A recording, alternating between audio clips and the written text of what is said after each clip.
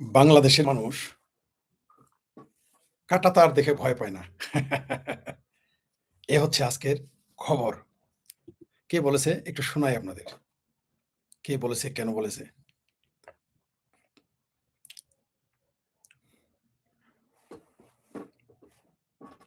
প্রধানমন্ত্রীর পররাষ্ট্র বিষয়ক উপদেষ্টা হুমায়ুন কবির নাকি ঠবির, মানে কি আর বলবো, কই থেকে এসেছে পররাষ্ট্রমন্ত্রী উপদেষ্টা, এগুলো বুঝলাম না। যাই হোক, যে যত সামসামি করে ততই। আমরা ডিবিসিতে একটা রিপোর্ট দেখলাম, আর অন্যান্য জাতীয় সকল নিউজ আসছে।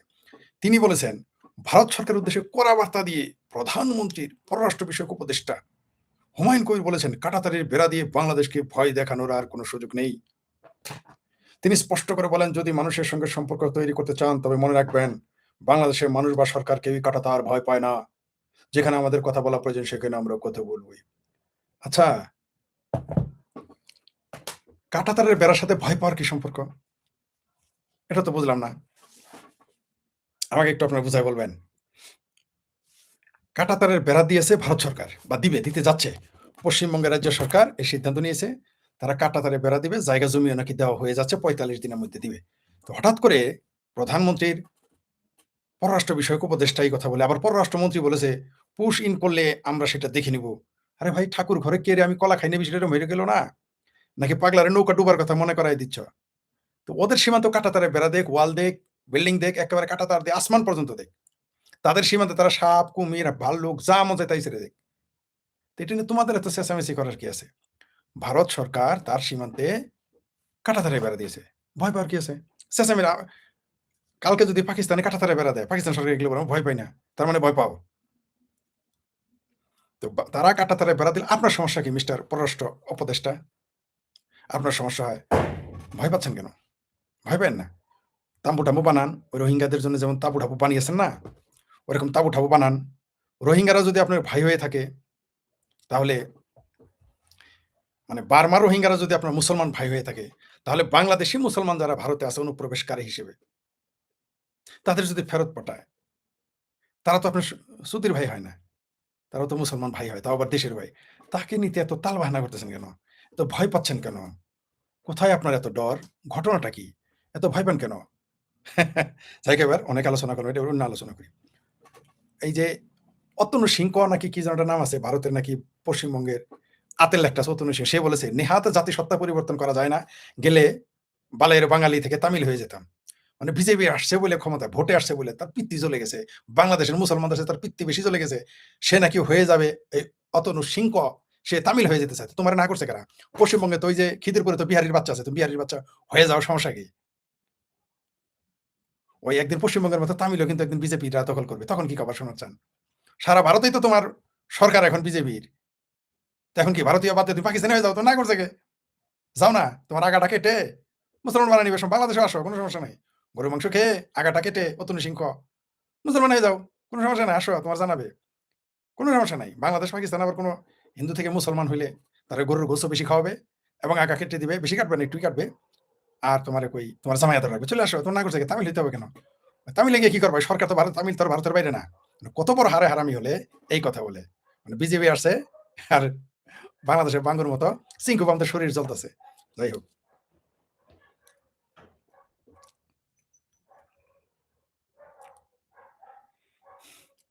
আজকের সবচেয়ে ইন্টারেস্টিং খবর হচ্ছে যে কাইসার হামিদের কন্যা, কি যেন নাম, যারা ইন্ডিয়া বয়কটে ছিল, ইন্ডিয়া বয়কট যাদের ইমানের নতুন অঙ্গ, কালেমা, নামাজ, রোজা, হজ, জাকাত, তারপরে জঙ্গিদের হলো জেহাদ, তারপরে ভারত বিরোধিতা, এটা তো ইমানের নতুন অঙ্গ মুসলমানদের। তো সেই কাইসার হামিদের কন্যা কন্টেন্ট ক্রিয়েটর নাকি কি আবার অভিনেত্রীও, সারা জীবন ইন্ডিয়া বয়কট করলো, এখন আবার এয়ার অ্যাম্বুলেন্সে নাকি চেন্নাই যেতেছে। কি, যারা ইন্ডিয়া বয়কটি কেমন লাগে? আমার খুব মজা লাগতেছে। আরেকটা জিনিস বলি, ইন্ডিয়ার একটা আপনার টিভি নিউজ, সেখানে সাক্ষাৎকার দিচ্ছে আপনার, নামগুলো তো জানি না, ওই যে কি টিভি 9, কি টিভি 9 বাংলা, এরকম একটা চ্যানেল, 9 বাংলা। এইখানে একটা ভিডিওতে দেখলাম একজন বলতেছে যে ভারত মাতা কি জয়। এটা তো মুসলমানরা বলবেন, একজন সাফাই গাইতেছে, আমি জানি না তিনি হিন্দু নাকি মুসলমান, সাফাই গাইতেছে বঙ্গযুদ্ধ মেগা বিতর্ক অনুষ্ঠানে, চ্যানেল 9 বাংলা। বলছে যে ভারত মাতা কি জয়। হুম, এটা তো মুসলমানরা বলবে না, কারণ মুসলমানদের ইসলাম এটা পারমিট করে না। এই জন্য নাকি ভারতের সংবিধান তাকে পারমিশন দিয়েছে যে সে কি বলবে কি বলবে না। সেই ভদ্রলোককে আমি বলতে চাই, এই কলকাতার যে চিঙ্কু বাম হতে পারে, মুসলমান হতে পারে, অন্য কোনো দলের হতে পারে, তাকে আমি উদ্দেশ্য করে বলতে চাই, ইসলামে তো সংবিধানই মানে না। সেটা জানেন কি? ইসলামে তো বাংলাদেশের সংবিধানই মানে না, তো ভারতের সংবিধান মানবে? তাহলে ওইটাও তাহলে আপনার সংবিধানের যে দোহাই দিলেন যে সংবিধানের আলোকে সেটা করতে পারে। একজন মুসলমান সে বলবে আমি ভারতের জাতীয় সঙ্গীত গাইবো না, একজন মুসলমান বলবে আমি ভারতকেই মানি না, তখন আপনি কি করবেন? ওটা তো তাদের ইসলামে না করছে। সে বলছে তাদের মাথা নিচু করতে না করছে, তাই সে ভারত মাতা কি জয় বলবে না। ভারত মাতা কি জয় বললে ইমান চলে যাবে, ইসলামের কোন জায়গায় লেখা আছে? যেগুলো করলে কুফরি শিরক হয়, এটা তো কোরআন হাদিসে লেখা আছে। ভারত মাতা কি জয় স্লোগান দিলে, বা বাংলাদেশ মাতা কি জয় স্লোগান দিলে, বা পাকিস্তান মাতা কি জয় স্লোগান দিলে, বা সৌদি মাতা কি জয় স্লোগান দিলে, আচ্ছা ভারত মাতা কি জয় স্লোগান দিতে যদি শরম হয়, তাহলে ভারত বাবা কি আব্বা কি জয় বলো, ভারত আম্মা কি জয় বলো, তাইলে তো হয়ে যাচ্ছে, লেটা চুকে যায়। এই ভারত মাতা কি জয় বলে নাকি ইমান চলে যাবে? তে বাংলাদেশের ভারতের সংবিধান মানলেও তো মুসলমান ইমান চলে যাবে, গণতন্ত্র মানলেও তো ইমান চলে যাবে, সমাজতন্ত্র মানলেও তো ইমান চলে যায় মুসলমানের। এটা কি সেই ওই চ্যানেল 9 এর বাংলার ওই লোকটা জানে না? মানে কি যে বলে আর কি যে বলে না, মানে জায়েজ করতে চায়। আর ভারতের সংবিধানই তো এই মুসলমান মানতে পারে না, আইন নাই মানার। কোন মুসলমান মানতে পারে না, না বাংলাদেশে না ভারতের, পৃথিবীর আমেরিকা, ইউরোপ, কানাডা কোন সংবিধানে কোন মুসলমান মানতে পারে না। কারণ তার ইসলাম সেটা পারমিশন দেয় না। তা তাইলে যে ব্যক্তিটা এই কথাটা টিভিতে বলতেছে, তাকে সেই কলকাতার সেই চিঙ্কুবাম হোক বা তৃণমূল হোক বা যেই হোক বা যে কোনো দল হোক, তাকে সবই নিয়ে বলতে চাই, মুসলমানরা তো বাংলাদেশ পাকিস্তানের মুসলমানরা এমনকি ভারতের মুসলমান বিশ্বাস করে গজওয়াতুলিন, আপনার ভারতটাই তো তারা বিজয় করে দখল করে নিয়ে নিবে, সেটা আপনি মেনে নেবেন? এটা তো তার সাংবিধানিক অধিকার, তাই না? কি মানে ভারতের বামেরা আর চিঙ্কু বামেরা, এই আর বাংলাদেশের বামেরা চক্রবর্তী পক্রবর্তী ভক্করবর্তী ফক্করবর্তী, কি ভাদুরী মাদুরী ফাদুরী, এরা যে কি বলে, চট্টোপাধ্যায় পেট্টোপাধ্যায়, এরা যে কি যে বলে, এরা না নিজের ধর্ম সম্পর্কে জানে, নিজের ধর্ম সম্পর্কে জানে, ইসলাম ধর্ম সম্পর্কে তারা কি জানে? এরা জানে যে ওর দৃষ্টিতে সে কি, সে কাফের, অচ্যুত, অপবিত্র, এটা জানে, সাফাই গেতেছে। ওই যে যে কথাটা বললো না যে সংবিধান তাকে অধিকার দিয়েছে ধর্মীয়, তাহলে ধর্মীয় অধিকারে তো সে বাংলাদেশের, পাকিস্তানের এবং ভারতের মুসলমানরা ভারত দখল করতে পারে, এটা দিবেন? ভারতের সংবিধান ছুঁড়ে ফেলে দিবে, ভাগীরথী নদীর গঙ্গাতে ছুঁড়ে ফেলে দিবে, বুড়িগঙ্গায় ফেলে দিবে, মেনে নিবেন? কারণ ইসলাম তো এগুলো পারমিশন করে না, কোনো মুসলমান সেটা করতে পারে না। মানে বলতে পারলেই বাঁচে, একটা কথা বলে দিতে পারলেই হয়। খুব তাড়াতাড়ি শেষ করে দিচ্ছি। আর হ্যাঁ,